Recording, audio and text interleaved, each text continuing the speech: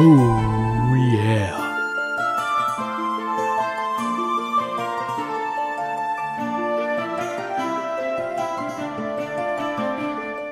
Hello my gaming family and welcome to another video. So, besides playing some new, interesting and good looking games, I like to revisit and replay some older games that I like, and I'm doing that more often than you think. In addition to some new games coming this year, I will definitely revisit some older games and I plan to make review for them more often. The first game to revisit in this year is not that old game. Actually, it came out in December 2020 and the team that stands behind this title is the team that created, in my opinion, one of the best Assassin's Creed games in series, Black Flag, and that team is Ubisoft Quebec. But as always, before we start talking about this game, don't forget to smash that subscribe button guys. By doing that, you support growth to this channel and my work in general on the best possible way. So, what are you waiting for? Anyway, Immortals Fenyx Rising is an action-adventure game set in a world of Greek mythology.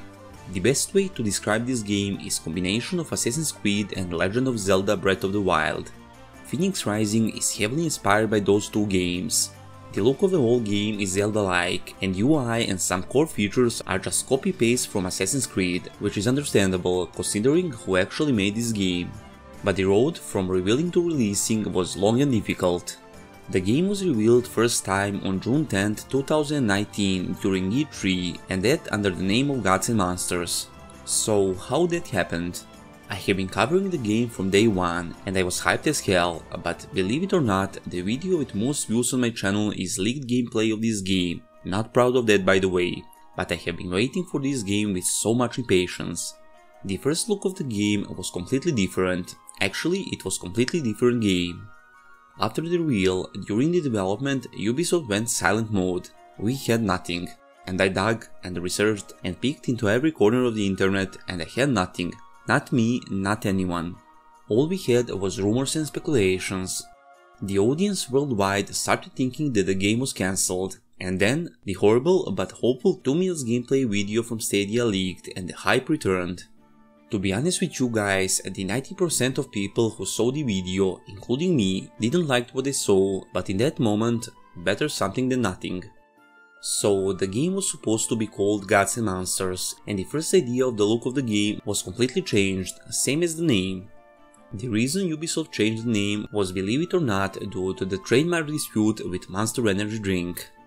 The company has opposed the Gods and Monsters trademark as it claimed that the game's title could lead to confusion and cause damage to its various Monster branded drinks.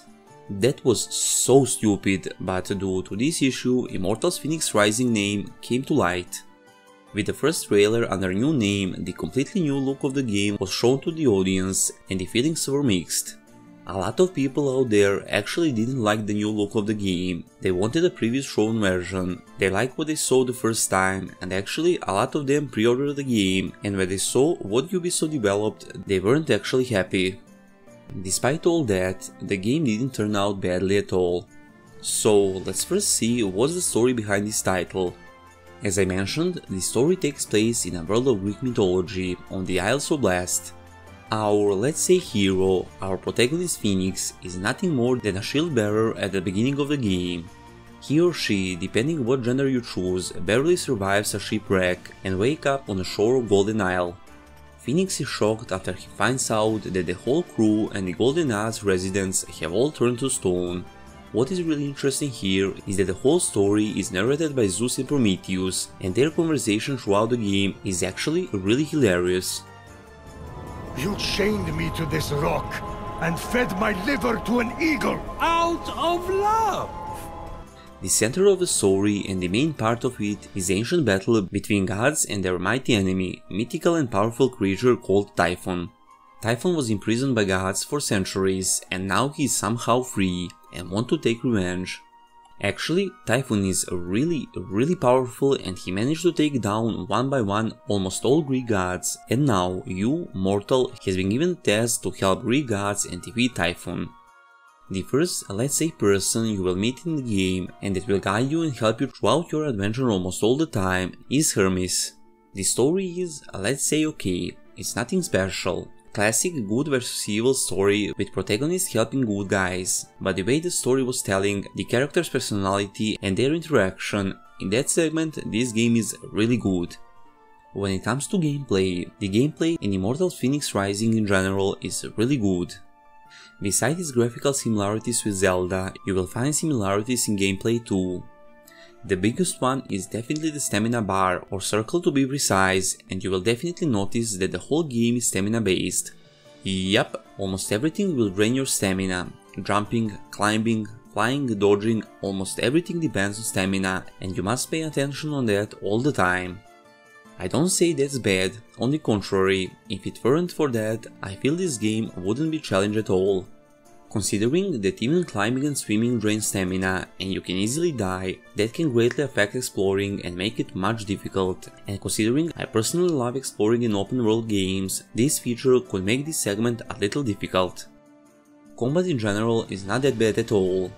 It's fast, interesting, sometimes it can be really challenging, but the combination of attacks, jumps, fast moves and abilities, the overall combat is really nicely done. When I mention abilities, in Fenyx Rising you will be able to upgrade both your skills and godly powers.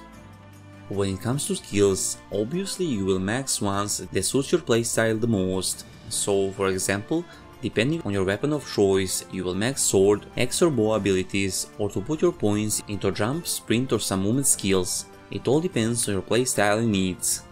On the other hand, you can spend coins of Charon to upgrade your godly powers, which you unlock as you progress throughout the story. So there are 6 godly powers, and they all looks and feels really amazing. Athena's Dash will allow you to dash forward and strike all enemies in your path in a flurry of 5 hits. Heracles' Strength will allow you to pull objects that can be thrown. This power is really useful in puzzle solving, but we'll talk about that a little bit later. Ares' Wrath is the power that will allow you to launch smaller enemies into the air using dozens of arrows. Besides it looks really cool, this power can be really helpful in both combat and exploring or puzzle solving. Phosphorus Attack is power related to your Phoenix. In one of the main quests, you will be able to obtain Phosphor, a phoenix that you save after lightning bolt strikes it, and this little fella will be really useful later in the game. So this power lets Phosphor dive towards an enemy and hits him 3 times, dealing a significant amount of damage. Apollo's Arrow is a great power, but to be honest with you guys, I didn't use it so often. To be precise, I use it only for puzzle solving. Apollo's Arrow allows you to fire an arrow and control its trajectory. And personally my favorite, Hephaestus Hammer. This power will allow you to strike the ground with a giant hammer that knocks back enemies and objects and also deal great amount of damage. Besides using powers in combat, you can also use some of them as I mentioned in exploring and puzzle solving. Puzzle solving, and another feature heavily inspired by Zelda Breath of the Wild, takes big part in this game. There are a lot of puzzles in Immortals Fenyx Rising, and those puzzles come in multiple varieties.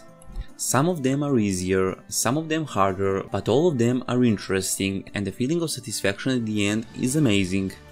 When I mentioned that you will often use your abilities to solve puzzles, I meant that for example you will use Ares' Wrath as an additional jump, Hephaestus Hammer to move larger and heavier objects, and Guided Arrow to simply unlock some unreachable doors, or something like that. Some of other really interesting features that I personally loved in this game are for example double jump ability, which is highly appreciated feature and also feature really desirable in other games. Double jump, except that looks really cool, will help you in combat, exploring and almost every other segment of the game. Another feature that looks and feels really great are the wings. Zelda Breath of the Wild had parachute for gliding, and to not be just simple copycat, in Immortals you have wings to be able to glide. Some of you will probably condemn this move of Ubisoft, but I didn't. As fan of Zelda, I have been looking for the Zelda-like games all the time, and I was really happy to see those Zelda-inspired features in this game. Also, the Heracles' Strength is the power that looks almost exactly as Stasis in Zelda Breath of the Wild. Anyway, let's get back to combat a little. When it comes to enemies in the game, the enemy variety is okay. You will meet a lot of enemies in your path, but to be honest with you guys, a lot of them are always the same. Sometimes mixed, sometimes let's say crew is different, but the variety of the enemies are not that big. There are beasts like boars, bears and lions, mythical creatures like gorgons, harpies and griffins, and not that often cyclops, minotaurs and rats, and these enemies are really interesting. Rats are the famous champions fallen in battle against Typhon and became rats. There are 4 rats in the game: Rat of Achilles, Rat of Atalanta, Rat of Heracles and Rat of Odysseus. A lot of you have watched movie Troy and know that famous move Achilles, played by Brad Pitt, doing fight against Bogrius. The Rat of Achilles in the game do the same thing and it looks amazing. If you follow the main quest only, on normal difficulty, you will be able to beat the game in approximately 25 hours, but with all side activities, the game can be much longer. Besides side quests, exploring takes big part in this game too. Guys, it's beautiful, the environment looks beautiful, and it's full of surprises, chests to loot and places to visit, so I'm more than sure that you will lose a significant amount of hours just by exploring. One really cool feature in this game are mounts. Beside the fact that they will make your traveling easier, they look really cool. There are more than 20 available mounts in the game, and searching and taming will also take some time in your gameplay. Yup, you will definitely want to collect them all. Looting chests can bring you some awesome rewards, but besides chests, killing some epic monsters around the world will also reward you with some exclusive items too. For example, the look of your wings can be changed, and there are more than 15 different skins for your wings, so searching for them will also take your time definitely. In one of my general tips video, I mentioned some things that will definitely make your gameplay a little bit easier, and I will mention some of them in this video too. So don't forget to collect blue mushrooms and pomegranates whenever you see them. One pomegranate replaces one health bar, which is really useful especially in combat. And considering that the whole game is stamina based, sometimes while you glide or climb and you stay out of stamina, those blue mushrooms can save you from certain death. When it comes to some combat tips, don't go around and just smash your mouse buttons. As I mentioned, this is not a hack and slash game. Actually, what you want to do is to try to use your environment and the enemies themselves in your advantage.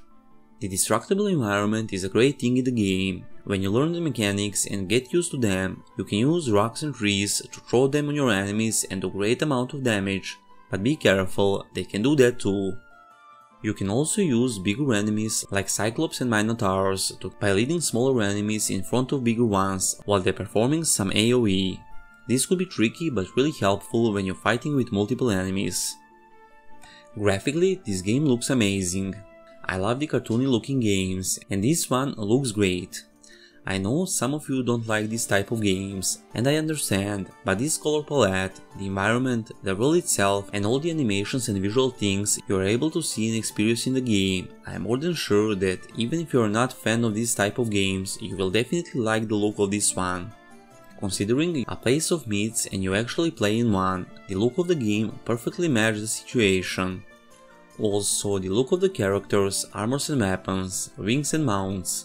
All I have to say is good job in that segment, Ubisoft. Visuals are the main reason I played, still playing and will play this game in future. Also, I forgot to mention that the game possesses character creation section in which, besides gender choosing, you will be able to choose some core physical characteristics of your hero, like hair and beard style and colors, tattoos, but nothing special.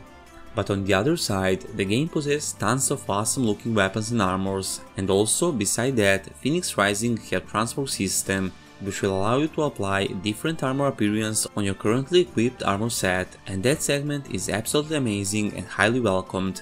So, to summarize everything, if you are a fan of Zelda Breath of the Wild and you are looking for some Zelda-like game, or you are a fan of Assassin's Creed games and you enjoy some of its features, if you need a game to relax and enjoy in its beautiful world, to explore and search for interesting stuff and places, or you like Greek mythology and everything related to it, Immortals Fenyx Rising is definitely a game for you.